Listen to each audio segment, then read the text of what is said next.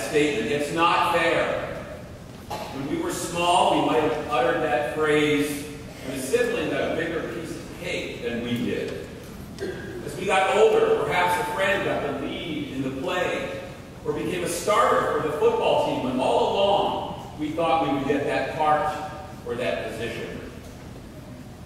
As we moved into the business world, we probably once or twice or more proclaimed, "It's not fair." Perhaps we uttered that when a coworker got promoted that was less talented than we were.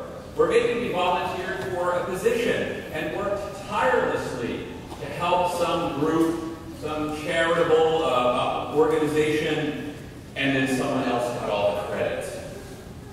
The phrase, "it's not fair," isn't something that just kids utter. Many of us utter it, maybe not out loud, but certainly in our minds and in our hearts.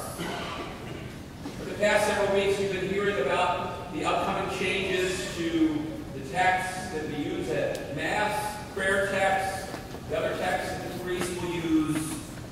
And you might say about that, "This isn't fair. All my life I've prayed a certain way. Now I have to change. This really isn't fair." The matter of what's fair was spoken about in the first reading from the prophet Ezekiel. And there was a similar expression in the gospel to a degree. For sure, both readings remind us that God's ways often are not our ways. When it seems that things aren't fair, I draw solace from the second reading that we heard proclaimed today.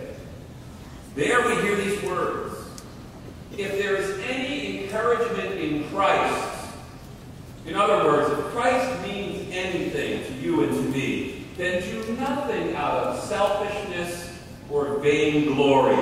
Rather, humbly regard others as more important than yourselves, each looking out not for his own interests, but for the interests of others." Again, and in other words, the one who believes in Christ or embraces Christ and follows the ways of Christ doesn't usually say it's not fair.